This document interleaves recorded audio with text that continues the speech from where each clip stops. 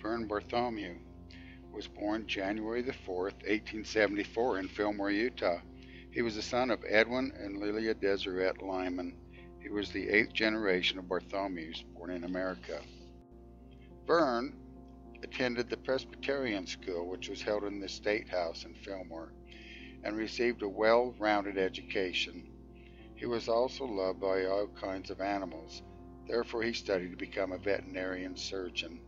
He served in all of Miller County in the capacity for many years. He loved all kinds of animals, but he was particularly fond of horses, since the Bartholomews from his grandfather, Noah Bartholomew, had bred fine horses and trained them to follow the command of their master. On December 14, 1896, Verne married Emma Day, who was born June 14, 1896, the daughter of John and Mary Clark. Shortly after this marriage, Verne left for New York to bring back a load of Holstein cattle, returning and introducing this breed of cattle into Miller County.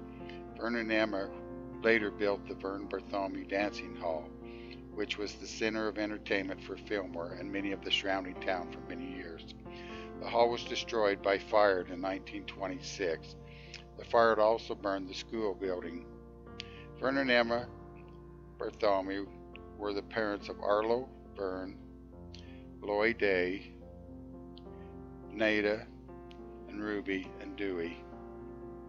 Verne served the citizens of Miller County for many years as veterinarian surgeon, and always came immediately when they called, whether it was night or day. Verne died February 1947 and was buried by his wife in the Fillmore Cemetery. Emma Day by Ruby Bartholomew. My mother, Emma Day, was the 5th child born in a family of 8 children to John Day and Mary Clark. Her brothers were Rufus, Arthur, Charles, Alfred, and William. Her 2 sisters were Elizabeth and Annie.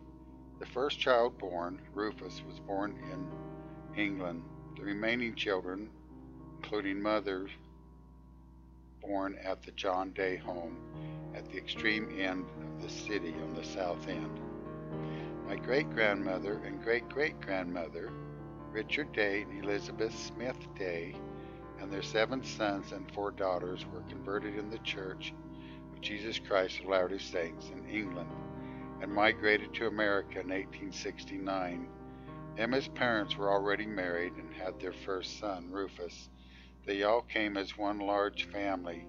My grandparents settled in Fillmore, and due to the inadequate finances, grandfather made a dugout the size of one large room. This was all underground with dirt, steps leading down to it. It was here that my mother was born. As grandmother gave birth to mother, the rain came down through the makeshift roof overhead and dropped upon the bed. Several children were born in this underground home, where all furniture was hand-constructed. The floors were dirt, but I can still recall many of the stories and the efforts my little English grandmother made to keep her home clean, as she told me the stories of her mother. Grandfather soon had his land under cultivation, and up until the last day of his life, he had one of the finest gardens in Fillmore. While he was out working his land one day, the Indians came to molest grandmother. They all piled furniture and boxes against the door to keep them out, and more than once this pattern was followed. To hear my mother tell of those frightening times, I wondered if I would be so courageous. One story I liked best was the one about the Indian squaw, Sopaquish, who came to my grandmother for help after her ear had been cut off by her husband. I never did tire hearing of these stories.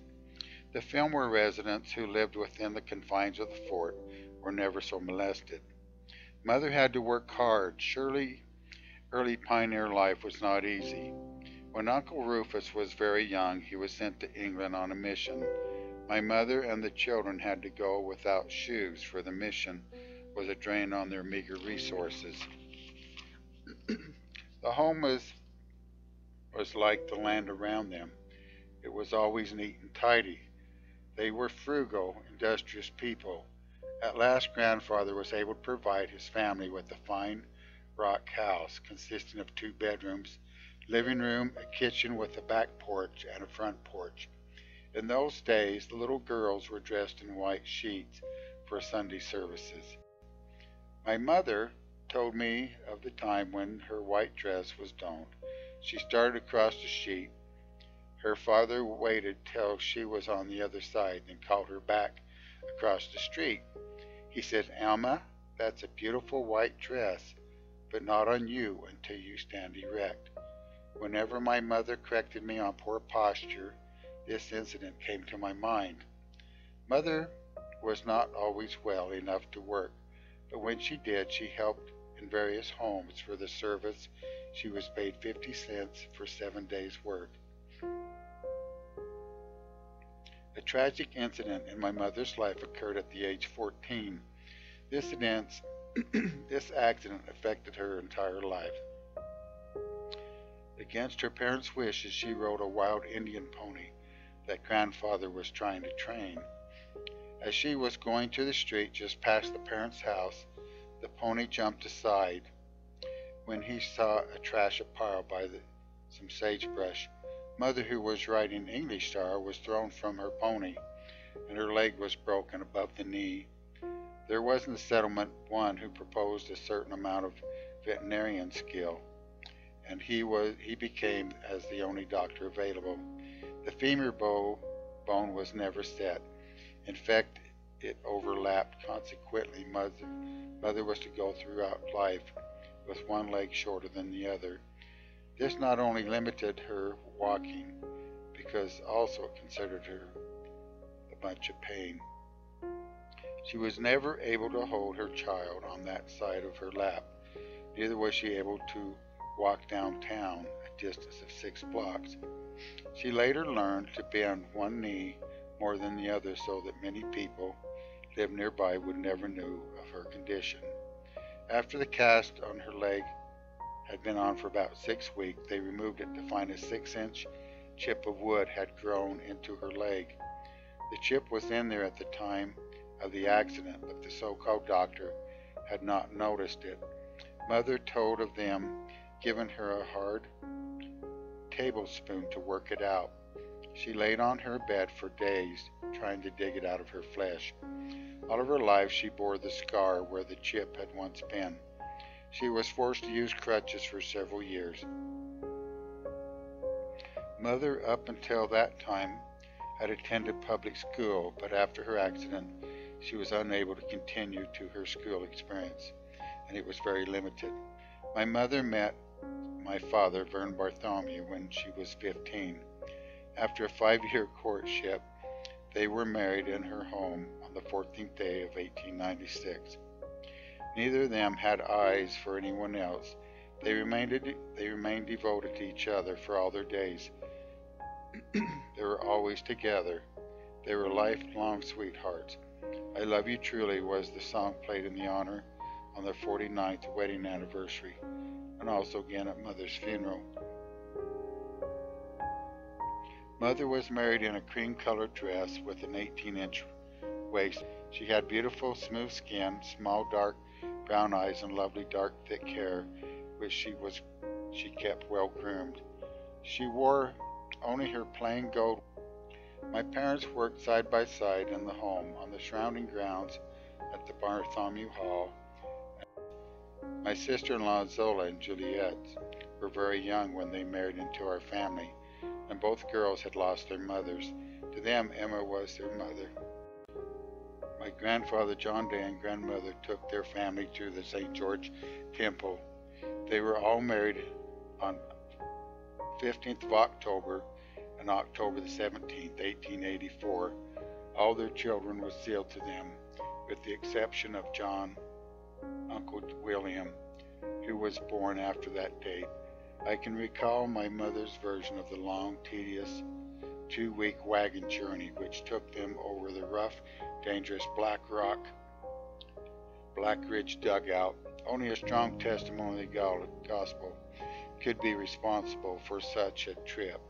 In this day and age, a few hours of driving has taxed the patience of my children to think of taking a family on a journey like that at all. I say is that they must have had the desire and the ordinance with all their hearts.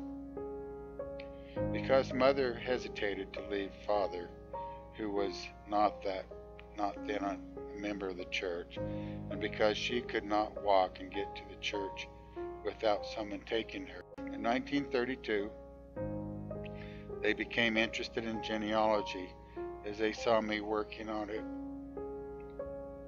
Through this, I was able to get them to think more seriously about temple marriage. On the 21st of September 1933, father and mother were married in the Salt Lake Temple, and Arlo and I were sealed to them. Nada was sealed to her parents after their death.